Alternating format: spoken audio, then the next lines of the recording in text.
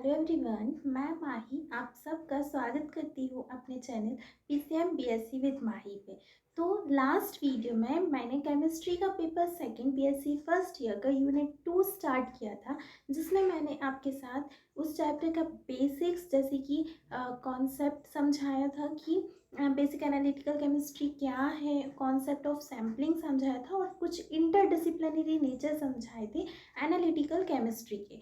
लेकिन अब इस नेक्स्ट सेकेंड वीडियो में मैं आपके साथ सेकेंड टॉपिक स्टार्ट कर रही हूँ और उसका एक्सप्लेनेशन शेयर कर रही हूँ, जिसका नाम है importance of accuracy, precision and sources of errors. इसमें एग्जाम्पल्स के साथ मैं आपको कॉन्सेप्ट भी समझाऊंगी और क्वेश्चन सॉल्व करवाऊंगी। तो इस वीडियो को ध्यान से देखिएगा और नेक्स्ट वीडियो में हम इस चैप्टर को आगे बढ़ाएंगे। ओके, तो आइए देखते हैं हम अपने टॉपिक में क्या है। सबसे पहले हम शुरुआत करते हैं एक्यूरेसी, प्रिसिशन और सोर्सेज ऑफ एरर्स की। हमें इम्पोर्टेंस या ज़रूरत क्या पड़ी? तो गाइस, सबसे पहले इस बात को समझिए कि ऐसा ऑब्ज़र्व किया गया है कि क्वांटिटेटिव एनालिसिस को ध्यान से करने के बावजूद भी जो रिजल्ट्स ऑब्टेन्ड हुए उनकी वैल्यू करेक्ट वैल्यू से बहुत डिफरेंट रही। और क्यों हुआ ऐसा? क्योंकि उनमें कुछ ना कुछ एरर आया। क्या आया? कुछ ना कुछ एरर आया। और इसीलिए ये कहा जा सकता है कि पॉसिबल लिमिट्स अगर मेजरमेंट की भी हम रखें, फिर भी रिज़ल्ट करेक्ट नहीं आएगा। चाहे लिमिट्स ज़्यादा लिमिट्स पे मेजरमेंट किया जाए, चाहे कम लिमिट से किया जाए, लेकिन जो हमारा रिज़ल्ट आएगा वो करेक्ट नहीं आएगा। और हमेशा जो डिफरेंस रहेगा करेक्ट वैल्यू के बीच में और एवरेज वैल्यू के बीच में, वो या तो कम या तो ज़्यादा होता रहेगा। ओके, सो इसीलिए हमने क्या कहा कि जो रिज़ल्ट हमको मिलेगा उस पे हम डिपेंड काय पे करेंगे? उसके मैग्नीट्यूड और या डिफरेंस के, उसके मैग्नीट्यूड के डिफरेंस से। इसीलिए हमको ज़रूरत पड़ी एक्यूरेसी, प्रेसिशन और सोर्सेज ऑफ एरर्स जैसे टर्म्स की। तो चलिए हम शुरुआत करते हैं सबसे पहले एक्यूरेसी से कि एक्यूरेसी क्या है। सबसे पहले अगर हम एक्यूरेसी की बात करें तो उसकी डेफिनेशन क्या होगी? एक्यूरेसी की डेफिनेशन होगी, ध्यान से सुनिए, the fraction of the balance between the true value and the measured value of an experiment in a measurement is known as the accuracy. क्या? The fraction of balance, the fraction of balance between, किसके between? के between the true value and the measured value of an experiment. किसका? Experiment ही का होगा ना, of an experiment is known as the accuracy. अगर other words में हम बोलें कि मेजरमेंट में जो ट्रू वैल्यू और ऑब्जर्व्ड वैल्यू के बीच का जो फ्रैक्शन ऑफ बैलेंस रहेगा मेजर्ड वैल्यू के बीच का या ऑब्जर्व वैल्यू का, उसको हम एक्यूरेसी कहेंगे। ओके, देखिए, अगर ऑब्जर्व्ड वैल्यू और मेजर्ड वैल्यू बहुत ही ज़्यादा क्लोज हैं एक दूसरे के, ये जो वैल्यूज़ हमने निकाली ये बहुत ही क्लोज हैं एक दूसरे के, तो हम क्या कह सकते हैं कि हाँ, वो ट्रूली एक्यूरेट हैं। वो क्या है? एक्यूरेट हैं। लेकिन हमको डिफ़िकल्टी कब मिलेगी? जब हम उसको मेजर करके अब लिखना है हमको कि एब्सोल्युटली ट्रू वैल्यू क्या होगी। तो एब्सोल्युटली ट्रू वैल्यू वो होगी जो पॉसिबल वैल्यू ग्रेटर होगी, जनरली मैक्सिमम या मैक्सिमम होगी। जनरली उस वैल्यू को हम लेंगे हमारी ट्रू वैल्यू की तरह। ठीक है, भले ही वो मेजर्ड वैल्यू हो लेकिन उसको हम ट्रू वैल्यू मानेंगे। क्यों? क्योंकि वो मैक्सिमम है। ओके, आपको समझ आ गया होगा। अगर एक्यूरेसी के बारे में एक और बात बताऊं मैं, तो क्या होता है गाइस कि केमिकल एनालिसिस में हमेशा हमको ना ट्रू वैल्यू नहीं मिलती किसी भी क्वांटिटी की। और अगर हमको ट्रू वैल्यू निकालनी है तो ये पॉसिबल नहीं है। और ये भी पॉसिबल नहीं है कि जो वैल्यू हमको मिल रही है वो कितनी एक्यूरेट है या नहीं है। तो हम कैसे पता करते हैं, या हम या हमारे दूसरे साइंटिस्ट एक गुड एपरेटस को यूज़ करते हुए और एक्सपेरिमेंट्स को सेवरल टाइम्स रिपीट करते हुए जो ट्रू वैल्यू निकालते हैं, और उसी को हम स्टैंडर्ड वैल्यू के नाम से जानते हैं। अब हम बात करते हैं प्रेसिशन की। प्रेसिशन क्या है? अगर प्रेसिशन की हम डेफिनेशन देखें तो वो डेफिनेशन कहती है कि when an experiment is performed a number of times by the same procedure, then the balance between the results so obtained is known as precision. Okay, मतलब जब हम एक्सपेरिमेंट को परफॉर्म करते हैं, बार बार करते हैं, इस बार हम एक बार नहीं, इस अगर हम नंबर ऑफ टाइम्स एक्सपेरिमेंट को परफॉर्म करते हैं तो हमको वैल्यूज़ मिलेंगी। अब बार बार करेंगे तो बहुत सारी वैल्यूज़ मिलेंगी। उन वैल्यूज़ को ना हम बैलेंस करेंगे, और बैलेंस करके उन वैल्यूज़ को जो हमको रिज़ल्ट मिलेगा उसको हम प्रेसिशन कहेंगे। अगर अदर वर्ड्स में हम देखें इसकी डेफिनेशन इजीली तो क्या होगा कि the reproducibility of the results of an experiment is known as the precision. Reproducibility क्यों? क्योंकि इसको हम रिप्रोड्यूस कर रहे हैं, वैल्यूज़ को निकाल कर जो हमें सही लग रही है हम वह बता रहे हैं। Okay, the reproducibility of the results of an experiment does not mean that these results are accurate. Okay, हम जो ये रिप्रोड्यूसिबिलिटी निकाल रहे हैं ज़रूरी नहीं है कि ये एक्यूरेट ही है या ये रिज़ल्ट सही ही है। ऐसे सच कंडीशंस आएंगी बहुत सारी कि जब रिज़ल्ट हमारा प्रिसाइज होगा लेकिन एक्यूरेट नहीं होगा। अगर हम एग्ज़ाम्पल देखें तो एग्ज़ाम्पल होगा हमारा टाइट्रेशन का, कि टाइट्रेशन में जैसे हमने डिफेक्टिव बैलेंस ले लिया, या ओके बैलेंस गलती से कर लिया, या फिर हमने कोई मिस्टेक कर ली जब हम उसको वे कर रहे थे, मीन्स उसका जब वेट चेक कर रहे थे, तो क्या होगा, वैल्यूज़ ऑब्टेन्ड होंगी जो अलग अलग एक्सपेरिमेंट में वो अलग अलग आएंगी। अब अलग अलग आएंगी, वेट अलग अलग आएगा, तो वो ज़रूरी तो नहीं कि वो एक्यूरेट ही हो। वेट तो एक ही होगा ना, लेकिन वेट हमारे पास जो आएगा वो तो अलग अलग आएगा। तो ये क्या होगा, सिर्फ प्रिसाइज होगा बट एक्यूरेट नहीं होगा। इन अदर वर्ड्स अगर हम देखें कि हम ये बोल सकते हैं कि जो एक्यूरेसी है, accuracy is the correctness of a result. Accuracy को हम एक वक्त करेक्ट मान सकते हैं, लेकिन जो प्रेसिशन है उसको हम एक्यूरेसी या करेक्ट नहीं मान सकते। मीन्स एक्यूरेसी हमारा प्रेसिशन बन सकता है, लेकिन जो प्रेसिशन है वो एक्यूरेसी नहीं बन सकता है। ओके, एक्यूरेट प्रेसिशन का रिजल्ट एक्यूरेट नहीं होगा। ओके, आई होप आपको एक्यूरेसी और प्रेसिशन का बेसिक कॉन्सेप्ट समझ आ गया होगा।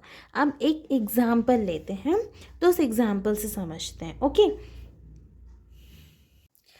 मान लीजिए कि एक सब्सटेंस है जिसका मास का सब्सटेंस m है, जिसका परसेंटेज हमको उसकी मोलैरिटी का या किसी भी चीज़ का या उसको वैल्यू हमको दी गई है वो है 35.50। अब जो 3 स्टूडेंट्स ने परफॉर्म किया 5 टाइम्स एक्सपेरिमेंट को, ओके, एक स्टूडेंट ने 5 टाइम्स एक्सपेरिमेंट को परफॉर्म किया, तो हर एक 3 स्टूडेंट का रिज़ल्ट हमको ये दिया हुआ है। अब इस रिज़ल्ट से हम ये पता करेंगे कि कौन सा रिज़ल्ट हमारा मोस्ट प्रिसाइज है या मोस्ट एक्यूरेट है। ओके, चलिए तो हम ध्यान देते हैं। अब इन तीनों रिज़ल्ट को स्टडी करने के बाद हमको जो रिज़ल्ट या इंटरफेरेंस मिलता है वो ये है कि सबसे पहले नंबर जो रिज़ल्ट किसका, स्टूडेंट ए का, वो बहुत प्रीसाइज है। क्या है वो? बहुत प्रीसाइज है। क्यों? क्योंकि रिज़ल्ट है जो बहुत क्लोज है। देखिए 10, 11, 12, 14, 15, रिज़ल्ट 35 में ही है, बहुत क्लोज है एक दूसरे के, इसीलिए ये बहुत प्रीसाइज है।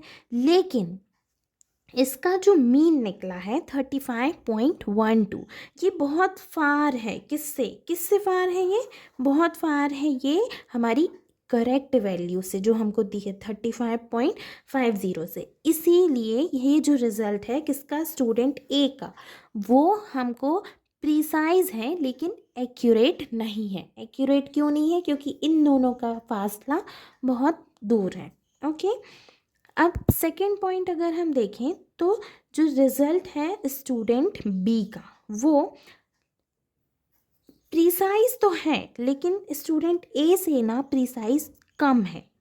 क्यों, क्योंकि जो डिफरेंस है किसका, इसके मीन का और इसका बहुत पास है, करेक्ट वैल्यू से बहुत ज़्यादा लेस है। देखिए 35.50 4.49 कितना पास है ना। तो ये इससे हम क्या पता कर सकते हैं कि जो रिज़ल्ट बी स्टूडेंट बी का है वो प्रिसाइज है और एक्यूरेट भी है। प्रिसाइज तो कम है किससे, ए से, लेकिन एक्यूरेट है, प्रिसाइज से ज़्यादा एक्यूरेट है। ओके, अब अगर हम सी स्टूडेंट की बात करें तो जो रिज़ल्ट है स्टूडेंट सी का वो बिल्कुल भी प्रिसाइज नहीं है, बिल्कुल भी प्रिसाइज नहीं है।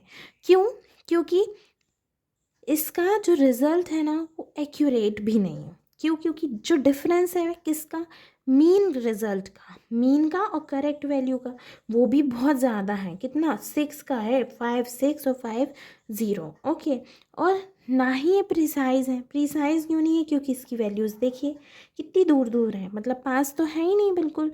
तो ये ना तो प्रिसाइज है ना एक्यूरेट है। अब इस केस में हम क्या देखेंगे कि it is necessary that results can be precise, but it is not at all necessary that the जो result precise है वो accurate भी हो। ओके,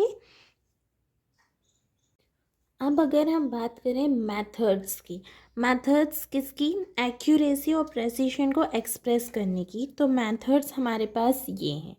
एक्यूरेसी के 2 मेथड्स हैं, एब्सोल्यूट एरर मेथड और रिलेटिव एरर मेथड। और प्रेसिशन के हमारे 2 मेथड्स हैं, मीन डेविएशन और एवरेज डेविएशन मेथड और स्टैंडर्ड डेविएशन मेथड। ओके, तो ये मेथड्स हैं हमारी एक्सप्रेस करने की एक्यूरेसी और प्रेसिशन की। अब यहाँ से ये टॉपिक की इम्पोर्टेंस स्टार्ट होती है, यहाँ से क्वेश्चंस आते हैं, तो केयरफुली ध्यान से सुनिए। ओके, सबसे पहले हम एक्यूरेसी के मेथड्स की बात करते हैं।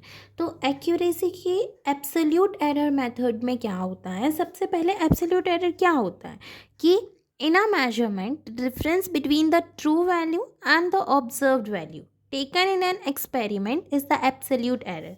एब्सोल्यूट एरर का फॉर्मूला अगर हम देखें तो क्या है, difference between the true value and the observe value. Observe value और ट्रू वैल्यू के बीच का जो डिफरेंस होगा वो हमको एब्सोल्यूट एरर देगा।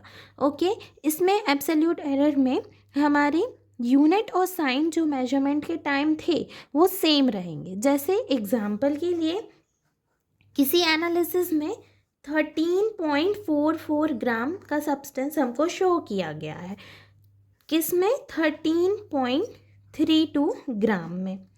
तो उसका एब्सोल्यूट एरर हम कैसे निकालेंगे, 13.32 माइनस 13.44, ट्रू वैल्यू उसकी ये है लेकिन हमको दिखाया कितना गया 13.32, तो माइनस 0.12 ग्राम हमारा एब्सोल्यूट एरर आएगा। और इसी के दूसरे तौर तरीके पे अगर हम मीन एरर देखें तो जो ऑब्जर्व्ड वैल्यू है वो उसके मीन, उसके ऑब्जर्वेशंस का जो मैनी ऑब्जर्वेशंस पे बार बार जो उसका मीन लिया जाएगा उसको हम मीन एरर कहेंगे। फिर सेकेंड नंबर पे हम बात करते हैं रिलेटिव एरर की। तो रिलेटिव एरर क्या है, when absolute error is divided by true value then we get relative error. अब पहले रिलेटिव एरर को निकालने के लिए हमें एब्सोल्यूट एरर तो निकालना ही पड़ेगा, observe value minus true value. हमको जहाँ से क्या मिला, एब्सोल्यूट एरर मिला, तो उसको हम रिलेटिव एरर निकाल लें। हम एब्सोल्यूट एरर को डिवाइड करेंगे किससे, ट्रू वैल्यू से। इसका formula ER is equals to EA/T बनेगा। ओके, और परसेंटेज में अगर निकालें तो इंटू 100 कर देंगे, और अगर पार्ट्स पर 1000 पे निकालना हो तो 1000 मल्टीप्लाई कर देंगे। ओके। कभी कभी गाइस किसी कंडीशन में हमको ट्रू वैल्यू मेजरमेंट में नहीं पता होती है, अननोन रहती है, लेकिन हमको तो ज़रूरी है क्या एग्जैक्टनेस निकालना मेजरमेंट का, तो हम ट्रू वैल्यू इन्वॉल्व नहीं करेंगे। हम क्या करेंगे, एन ऑब्जर्व्ड वैल्यू को लेंगे और उसका परसेंटेज निकाल देंगे ट्रू वैल्यू के साथ। Okay, observe value upon true value into 100 कर देंगे, तो ये कहलाएगा हमारा रिलेटिव एक्यूरेसी। जब हमको ट्रू वैल्यू नहीं मालूम है तो उसको हम रिलेटिव एक्यूरेसी के नाम से निकालेंगे। ओके। अब एक और बात अगर देखें कि जब मेजरमेंट में एक्यूरेसी बहुत हाई होती है, ओके, और एरर बहुत लेस देन 1% होता है या होता ही नहीं है, तो हम परसेंटेज ऑफ एरर को एक्सप्रेस करते हैं पीपीटी में, पार्ट्स पर 1000 में। और अगर ऐसा नहीं हो तो हम पीपीएच पार्ट्स पर 100 में उसको एक्सप्रेस करते हैं। किसको? एब्सोल्यूट एरर, रिलेटिव एरर को। ओके। अब हम मूव करते हैं प्रेसिशन के मेथड्स की तरफ। तो उसका फर्स्ट जो मेथड है वो है मीन डेविएशन और एवरेज डेविएशन। मीन डेविएशन और एवरेज डेविएशन में क्या होता है गाइस कि the difference between the observed value and the average value of an experiment is known as the deviation of that experiment. जो डिफरेंस होगा observed value का और एवरेज वैल्यू का, ऑब्जर्व वैल्यू का और एवरेज वैल्यू का जो डिफरेंस होगा उसी को हम डेविएशन कहेंगे। Deviation is equals to observed value minus average value. Okay. फिर एक और बात अगर दूसरी देखें, अब मीन और एवरेज डेविएशन क्या है? मीन, ये तो डेविएशन अकेला है, मीन और एवरेज डेविएशन होता है कि different observation, the average of deviations of different observations और different experiments in a measurement is known as mean और एवरेज डेविएशन। मीन डेविएशन हमारा निकलेगा sum of deviation of different observations upon number of observations. Okay, पहले हम सारे different observations की deviation का सम निकालेंगे और फिर उसको अपॉन कर देंगे नंबर ऑफ ऑब्जर्वेशंस की कि हमने कितने टाइम्स ऑब्जर्व किया। अगर परसेंट रिलेटिव मीन डेविएशन की बात करें तो वो निकलेगा mean deviation upon mean of observe physical quantities into 100। Deviation और ऑब्जर्व फिजिकल क्वांटिटीज़ दोनों का मीन निकालेंगे, एक दूसरे को डिवाइड करेंगे और मल्टीप्लाई बाय 100 करेंगे तो परसेंट निकल आएगा। ओके। अब अगर हम स्टैंडर्ड डेविएशन की बात करें तो गाइस ये एक्सप्रेसिंग प्रेसिशन के लिए, प्रेसिशन को एक्सप्रेस करने के लिए ये हमारा बेस्ट मेथड होता है। प्रेसिशन को एक्सप्रेस करने के लिए ये स्टैंडर्ड डेविएशन क्या होता है, हमारा बेस्ट मेथड होता है। इसका अगर फॉर्मूला देखें तो कैसे निकलता है स्टैंडर्ड डेविएशन,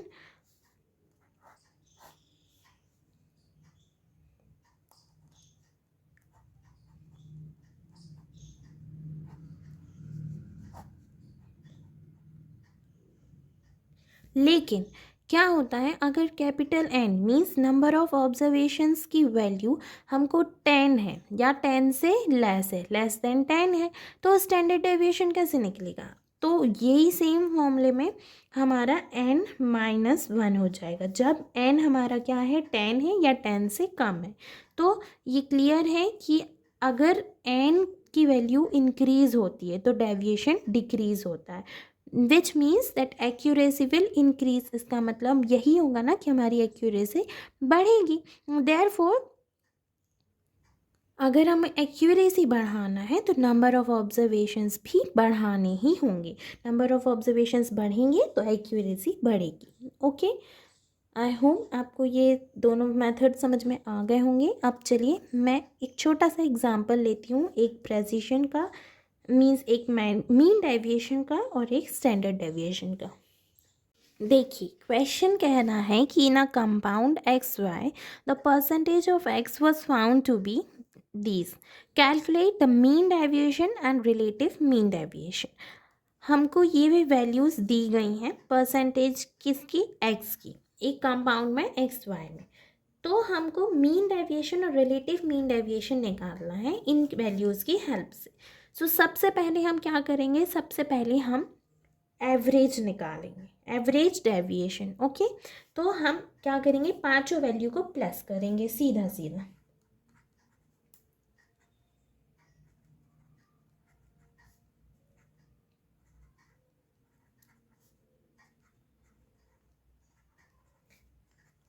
चलिए इनको प्लस कीजिए, प्लस करने पे हमको मिलेगा 126.50। ओके, इसका सम निकला है।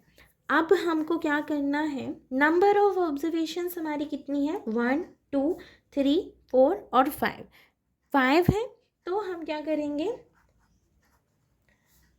Summation of X upon N, number of observations. Okay, तो कितना है, 126.50 हमको मिला है, अपॉन 5 करेंगे तो 25.30। 25.30 हमको क्या मिला, एवरेज डेविएशन, एवरेज डेविएशन हमको मिल गया।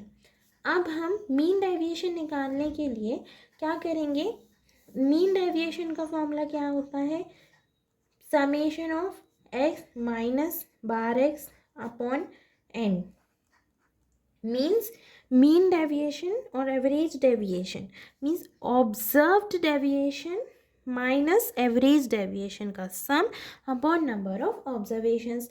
तो हम क्या करेंगे, 25.30 से माइनस करेंगे 25.12 को, इससे ओके, इससे माइनस करेंगे तो फर्स्ट वैल्यू को क्या मिलेगा हमको, 0.18। फिर इसी से माइनस करेंगे सेकेंड वैल्यू को, तो क्या मिलेगा हमको, 0.04। फिर थर्ड वैल्यू को माइनस करेंगे हम, अब यहाँ ये बड़ी हो गई तो इसको हम ट्रू वैल्यू मानेंगे, बताया था मैंने कि जो मैक्सिमम वैल्यू होगी उसी को हम ट्रू वैल्यू मानेंगे।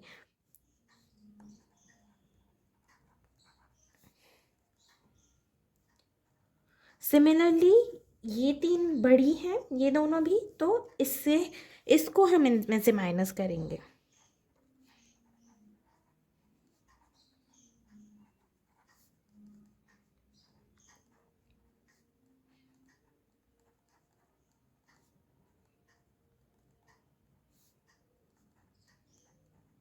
ओके, तो फाइनली हमको ये और ये प्लस करके क्या मिलेगा, इनका सम मिलेगा हमको, summation of bar minus bar x 0.44, इनको प्लस करने से 0.44 हमको मिलेगा। ओके, तो अब हम मीन डेविएशन निकाल लेंगे। मीन डेविएशन इसी फॉर्मूले से मैंने जो बताया, 0.44 अपॉन नंबर ऑफ ऑब्जर्वेशंस 5, तो आंसर आया 0.0088। ओके, अब हमको एक और चीज़ क्या निकालनी है, रिलेटिव मीन डेविएशन। तो रिलेटिव मीन डेविएशन को हम क्या करते हैं, mean deviation upon mean of observed physical quantities, जो हमको कितनी मिली, 25.30 मल्टीप्लाई बाय 100, तो आंसर आएगा 0.34%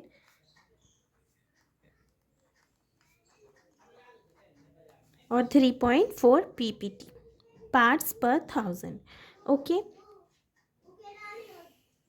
अब अगर इसी क्वेश्चन में हमसे पूछा जाए कि स्टैंडर्ड डेविएशन निकालें, तो स्टैंडर्ड डेविएशन कैसे निकालेंगे गाइस, स्टैंडर्ड डेविएशन निकालने का फॉर्मूला मैंने आपको सिखाया था, summation of x minus bar x का square upon capital n-1। n-1 क्यों किया, क्योंकि नंबर ऑफ ऑब्जर्वेशन हमारी 10 से लेस हैं, 10 से लेस हैं, 5 ही है ना, इसीलिए।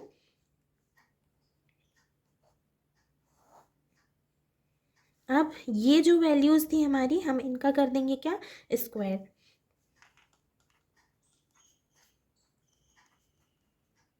और फिर सम।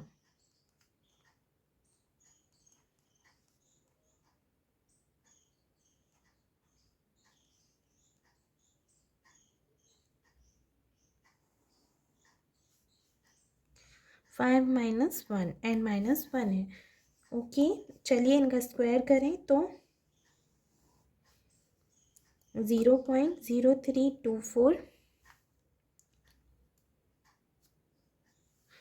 4 का square 0.0016 plus 0.0016 plus 0.0064 plus 0.0100 upon यहाँ पे 4 डायरेक्ट। ओके, तो अब इनका अगर हम सम करें तो हमको क्या मिलेगा, रफ में आप सम ज़रूर करिए, मैंने कर रखा है, तो 0.0520 मिला था, हाँ, अपॉन 4।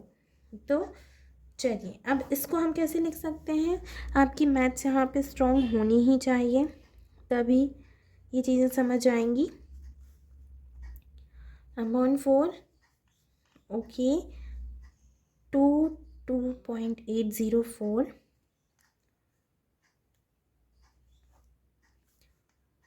कैंसिल होकर आंसर आएगा हमारा 0.11402। ओके, आंसर देख लीजिए 0.11402। ओके, आई होप आपको ये पूरा मीन डेविएशन और रिलेटिव मीन डेविएशन और स्टैंडर्ड डेविएशन निकालना समझ आ गया होगा। इट्स वेरी इजी, इस टॉपिक में इतना ही था। अब हम एरर्स की तरफ मूव करते हैं।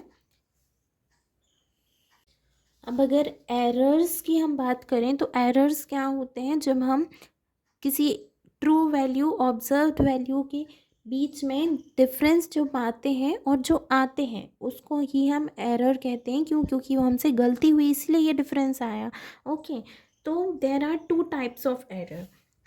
एक होता है हमारा डिटर्मिनेट, जो हम जानते हैं कि हाँ बाबा गलती हुई है, डिटर्मिनेट, और सिस्टमैटिक एरर्स, इन्हीं को हम सिस्टमैटिक एरर भी कहते हैं।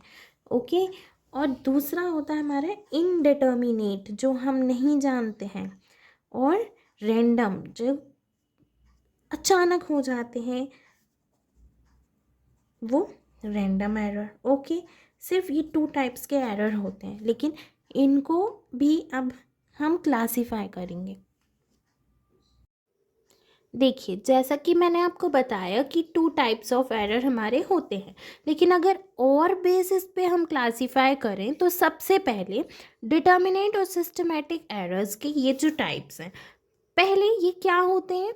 डिटर्मिनेट और सिस्टमैटिक एरर्स हमारे वो एरर्स होते हैं जिनका कॉज हमको नोन है, मतलब वो क्यों हुए ये हमको तो मालूम है, और इनका मैग्नीट्यूड हम फाइंड कर सकते हैं, जिससे हम इनका मैग्नीट्यूड फाइंड कर सकते हैं, इसीलिए हम इनके रिज़ल्ट को करेक्ट भी कर सकते हैं और हम इन एरर्स से बच भी सकते हैं। कौन से? डिटर्मिनेट और सिस्टमैटिक एरर्स से। ओके, तो डिटर्मिनेट एरर्स हमारे कुछ इस टाइप से क्लासीफाई होते हैं। सबसे पहले इंस्ट्रूमेंटल एरर्स, इंस्ट्रूमेंटल एरर्स जो इंस्ट्रूमेंट के वजह से होते हैं।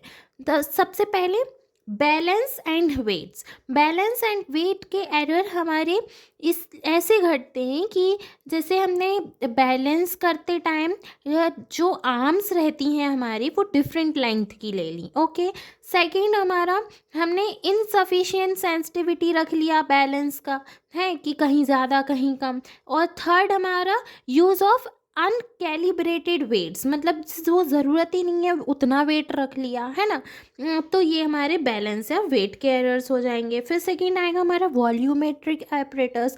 इसमें क्या होगा, उसे हम ब्यूरेट, पिपेट और मेजरिंग फ्लास्क का गलत तरीके से यूज़ कर लेंगे तो एरर हो जाएगा, है। वेंज एंड ग्लास एपरेटस, इसमें क्या होगा, जैसे ग्लास एपरेटस हमने बीकर, फ्लास्क, बॉटल्स को लो क्वालिटी ग्लास का ले लिया, तो हमारे रिज़ल्ट जो आएंगे वो इतने गड़बड़ आ जाएंगे, तो वो भी एरर होगा, है ना। फिर कोई और मटेरियल जैसे कि इनर सरफेस उसके ग्लास का, पोर्सिलेन एपरेटस का, है, और रीएजेंट जो यूज़ करते हैं एक्सपेरिमेंट में वो गलत हो गए, तो इससे क्या होगा, जो वेट होगा हमारा वो लॉस, उसका वेट कम बताएगा। प्लेटिनम क्रूसिबल का, है, वॉलेटाइजेशन के वजह से तो जब वो हाई टेम्परेचर पे हम यूज़ करेंगे तो वेट हमारा कम होगा ही होगा।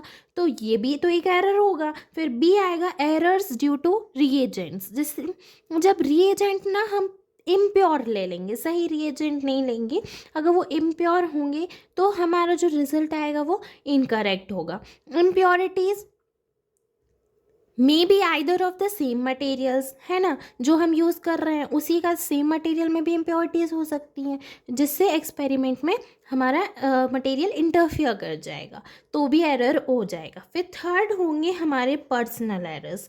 पर्सनल एरर्स हर एक व्यक्ति के अलग अलग होंगे, व्यक्ति पे डिपेंड करेंगे कि आप कौन सी गलती कर रहे हैं।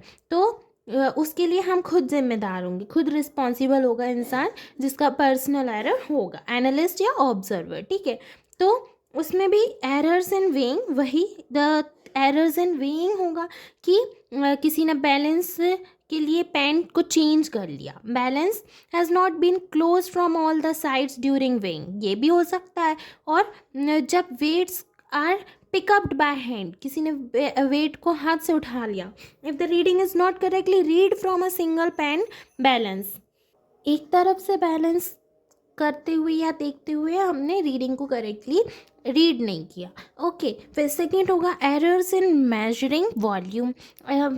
वॉल्यूम को मेजर करते टाइम जो वॉल्यूमेट्रिक एस्टिमेशन है उस वो ऑब्जर्वर ने मिस्टेक्स कमिट कर दी, जैसे पिपेट को पूरा नहीं भरा, फिल किया जाता है पिपेट को, उसने करेक्टली फिल नहीं किया ना, कंटेंट जो पिपेट में भरा था वो जर्क के साथ रिमूव कर दिया। और थर्ड हो सकता है कि एयर बबल आ गया हो ब्यूरेट में, है पहले कहते हैं ना हमारे टीचर्स की बबल्स ना आ पाए, और बबल्स आ गया अगर तो उससे भी रीडिंग बिगड़ेगी। कलर चेंज एंड पॉइंट पे जब हुआ तो वो डिटेक्ट नहीं कर पाया इमीडिएटली, उसने थोड़ी लेट देखा, तो ये हमारा एरर्स इन मेजरिंग वॉल्यूम हो जाएगा। फिर थर्ड होगा मैनिपुलेशन एंड टेक्निक एरर्स। इसमें क्या होगा कि these errors are free from instruments और रिएजेंट्स, ये इंस्ट्रूमेंट और रिएजेंट की वजह से नहीं होगा। They are not related with the procedure और technique but they depend upon the analyst, ये सिर्फ एनालिस्ट पे डिपेंड करेंगे, ये किसी प्रोसीजर या टेक्निक पे नहीं होंगे। तो these errors occur when correct analytical technique is not followed, ये सिर्फ टेक्निक के गलत होने की वजह से हमारे होंगे, ओके, अकर करेंगे। जैसे इन एरर्स को अकर प्रिवेंट करने के लिए एनालिस्ट को क्या करना चाहिए, केयरफुली और स्किलफुली, जैसे bumping of solutions, solution bump कर रहा है तो वो एरर हो जाएगा। लॉस इन वेट हो जाएगा कब, जब वो प्रेसिपिटेट ट्रांसफ़र कर रहा हो, है ignition of precipitate at wrong temperature, temperature कभी ज़्यादा दे दिया कभी कम दे दिया, रॉन्ग टेम्परेचर यूज़ किया इग्निशन के टाइम तो प्रेसिपिटेट बिगड़ जाएगा। इनसफिशिएंट कूलिंग, ज़रूरत ही नहीं है तो कूल कर दिया, है, और बिफोर वेइंग, अगर वेट करने से पहले ही कूल कर दिया, और absorption of moisture by hygroscopic substances before और ड्यूरिंग वेइंग। तो ये कुछ एरर्स हमारे आएंगे किसमें, मैनिपुलेशन टेक्निक एरर्स में, जो टेक्निक पे डिपेंड करेंगे। फिर फोर्थ आएगा प्रिज्यूडाइज नेचर ऑफ द ऑब्जर्वर। ये नोटिस किया गया है कि बहुत सारे लोग हैं जो प्रिज्यूडाइज्ड, भेदभाव की तरीके से हम ऑब्जर्वेशन लेते हैं तब करते हैं। जैसे कुछ रीडिंग्स लेने के बाद जो नेक्स्ट रीडिंग ली तो उनने वो सेम रीडिंग रख दी, जो रीडिंग हमारी पहले आई थी वही रीडिंग उनने लिख दी, भली ली नहीं ली वो नहीं मालूम लेकिन घपला कर दिया। ओके, तो भली वो पहले से डिफरेंट थी लेकिन उनने वही लिख दी। टाइट्रेशन के टाइम, जैसे अगर हम एग्जांपल लें कि सेम रीडिंग एंड पॉइंट पे वही लिख दी, सेकंड रीडिंग पे भी उनने फर्स्ट रीडिंग ही लिख दी, तो अब सेकंड रीडिंग और फर्स्ट रीडिंग में क्या डिफरेंस रहा, कौन लेस कौन मोर रहा, नहीं रहा ना। तो द एनालिस्ट और observer himself is responsible for this type of errors, वही रिस्पॉन्सिबल रहेगा ना जो ये करेगा। तो ये एरर्स कैसे कम होंगे प्रेजुडाइज नेचर की, जब वो केयरफुली वर्क करेगा। फिर डी आते हैं एरर्स ऑफ मेथड्स। ये ना बहुत इंपॉर्टेंट टाइप्स है एरर के। जैसे फर्स्ट है हमारा dissolution of small amount of even highly insoluble precipitates in the solution in which the precipitate is being precipitated। precipitate जब precipitate हो रहा है जिस insoluble में या soluble हो रहा है तो उसका dissolution हमको small amount में देखना पड़ता है। सेकंड होता है dissolution of the precipitate in the washing liquid. Washing liquid में भी उसका प्रेसिपिटेट ध्यान रखना पड़ता है। Third, the reaction is not completed quantitatively, reaction complete नहीं हुआ और इंसान ने रीडिंग ले ली। हाइग्रोस्कोपिक नेचर है मटेरियल का, वे करते टाइम तो भी होगा एरर। फिर difference in the stoichiometric and point और ऑब्जर्व्ड एंड पॉइंट, रिएक्शन के करते टाइम दोनों में डिफरेंस है एंड पॉइंट पे। स्टोइकियोमेट्रिक अलग, ऑब्जर्व्ड अलग। ऑब्जर्व तुमने कुछ और कर लिया, असल में था कुछ और, तो भी एरर आएगा। और occurrence of induced reactions and side reactions, जो हमारे रिएक्शंस चलते रहते हैं, कर हो जाते हैं, तो उन गलतियों की वजह से भी एरर होगा। और को प्रेसिपिटेशन एंड पोस्ट प्रेसिपिटेशन, पहले हो गया या बाद में हो गया प्रेसिपिटेशन, जब चाहिए था तब हुआ नहीं, तो ये सारे एरर्स हमारे एरर्स ऑफ मेथड्स में आएंगे, मतलब मेथड्स की वजह से जो एरर हुए। फिर additive and proportional errors. Additive errors हमारे डिपेंड नहीं करते हैं किसी क्वांटिटी, सब्सटेंस के क्वांटिटी पे। जैसे magnitude error is not dependent upon the quantity of the substance. जैसे मैग्नीट्यूड डिपेंड नहीं करता, वैसे एडिटिव एरर्स भी डिपेंड नहीं करते हमारे क्वांटिटी पे सब्सटेंस के। ओके, जैसे एग्जांपल कि प्रेसिपिटेट हीट हो रहा है हमारा और वेट में लॉस हुआ, तो ये किसका एग्जांपल है? एडिटिव एरर का। और जैसे मैग्नीट्यूड है प्रपोर्शनल एरर का, प्रपोर्शनल एरर का जो हमारा मैग्नीट्यूड है वो डिपेंड करेगा क्वांटिटी पे।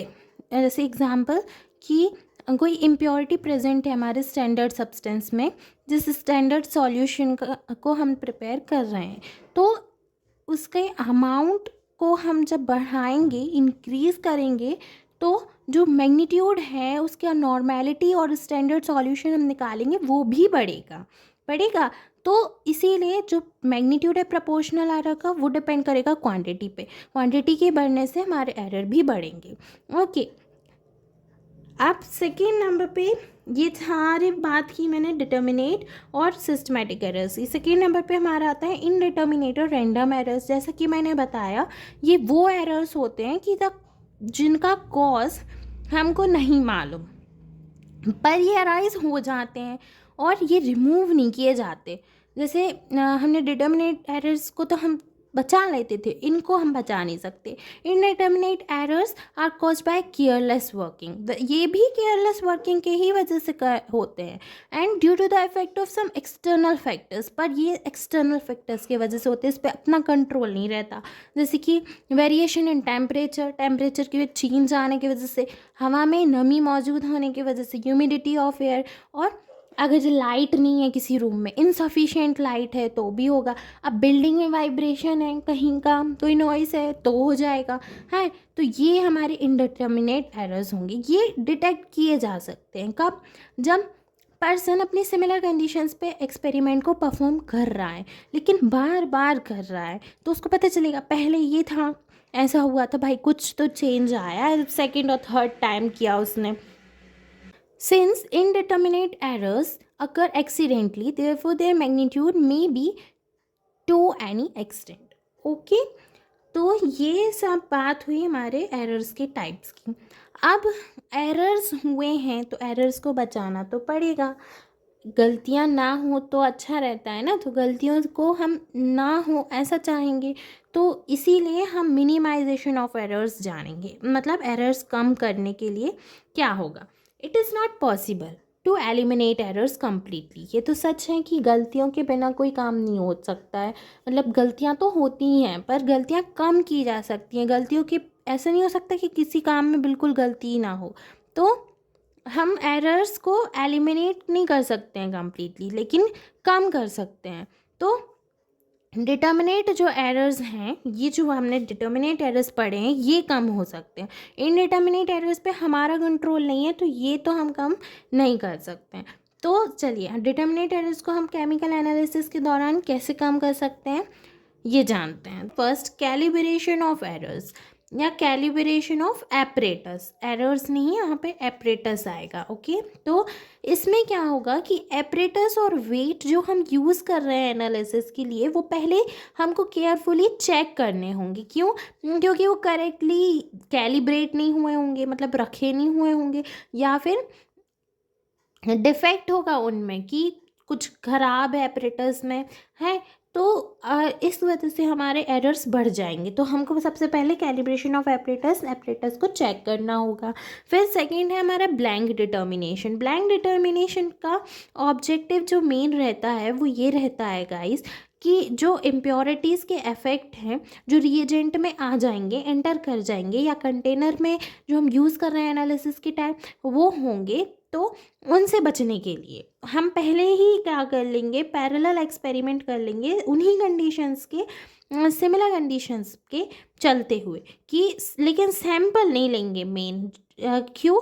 क्यों कि करेक्ट रिजल्ट हम डिटरमाइन कर लेंगे और उसको कंपेयर कर लेंगे दोनों एक्सपेरिमेंट से जो फिर रियल में हम सैंपल लेके करेंगे। ओके, एक बार बिना सैंपल लिए तो ब्लैंक डिटर्मिनेशन हो जाएगा, और एक बार सैंपल लेकर तो फिर दोनों को कंपेयर कर लेंगे। तो थर्ड हमारा आएगा सेंट्रल डिटर्मिनेशन। सेंट्रल डिटर्मिनेशन में क्या करेंगे, हम स्टैंडर्ड सैंपल को डिटरमाइन करेंगे, कॉन्स्टिट्यूएंट भी सेम रहेगा और जो प्रेजेंट रहेगा अननोन सैंपल पे। ओके, तो इसको हम एक रिलेशन के दौरान कैलकुलेट करके करेंगे, जैसे x upon weight of the constituent in the standard equal result obtain from unknown upon result obtain from known. Sample को एक नॉन लेंगे, एक बार अननोन लेंगे, और फिर उसको हम कंपेयर करके कॉम्प्लेक्सेस और अलॉयज को यूज़ करके सेंट्रल डिटर्मिनेशन कर लेंगे, तो इससे एरर कम पड़ेगा।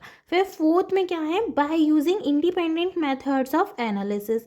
इसमें हम इंडिपेंडेंट मेथड यूज़ करेंगे, ग्रेविमेट्रिक मेथड और वॉल्यूमेट्रिक मेथड, जिसमें रिजल्ट ऑब्टेन होंगे, बोथ मेथड सेम होंगी और उन्हें हम एक्यूरेट कंसीडर करेंगे। फिफ्थ होगा हमारा पैरेलल डिटर्मिनेशन।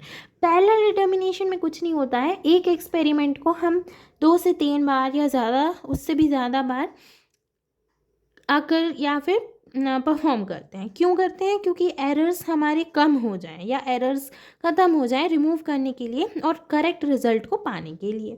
फिर सिक्स्थ होता है by changing the conditions of the analysis.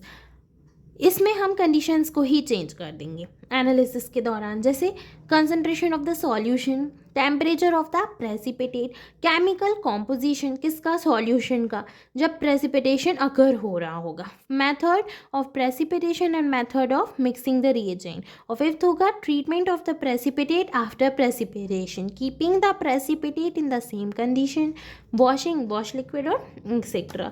तो ये बात हो गई हमारी पूरी एरर्स की। ओके, सो इस वीडियो में मैंने आपको क्या क्या समझाया, प्रेसिशन, एक्यूरेसी और एरर्स, तीनों पे आप अच्छे से डिटेल में बात कर ली। तो आई होप आपको ये सेकंड टॉपिक इस चैप्टर का समझ आया होगा, बहुत अच्छे से समझ में आया होगा। मुझसे जैसा बना मैंने आपको डिटेल में सब कुछ समझाया, और यही पॉइंट्स इंपॉर्टेंट है, इन्हीं से क्वेश्चन आ सकते हैं। सो अगर आपको ये वीडियो पसंद आई हो तो इसको लाइक कीजिए, शेयर कीजिए और अपने व्यूज़ मुझे कमेंट में ज़रूर से बताइए। नेक्स्ट वीडियो में हम नेक्स्ट टॉपिक के साथ मिलेंगे।